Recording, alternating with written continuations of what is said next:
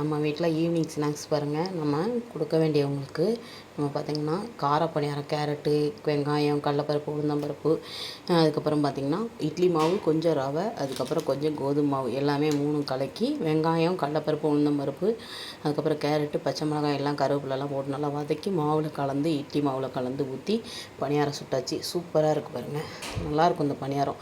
இதுக்கு நீங்கள் சட்னி கூட தேவையில்லை பார்த்துக்கோங்க. அப்படியே நம்ம ஈவினிங் டீ ஸ்நாக்ஸுக்கு சரி சாப்பிட்லாம். இப்போ டீ கொதிக்குது, இந்த மாதிரி கொதிக்க போகுது. இப்போ நான் டீ ஒரு 22 பேருக்கு போட்டிருக்கேன்.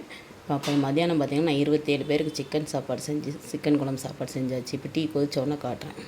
நம்ம வீட்டில் மார்னிங் பிரேக்ஃபாஸ்ட்டில் ஒரு தோசை, சட்னிக்கு சூப்பரான ஒரு வடைக்கும் சூப்பரான ஒரு நெய் கேசரி, நெய் ரவா கேசரி எப்படி இருக்குன்னு பாருங்கள். தளன்னு நெய் விட்டு முந்திரி, திராட்சை எல்லாம் போட்டு ஒரு நெய் கேசரி, நெய் ரவா கேசரி பார்த்துக்கோங்க.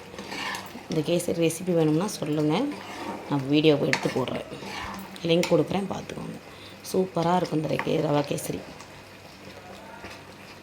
இப்போ இதில் நான் வேர்க்கடலை சட்னி அரைச்சிருக்கிறேன். இனிமேல் தான் தோசை ஊற்ற போகிறேன்.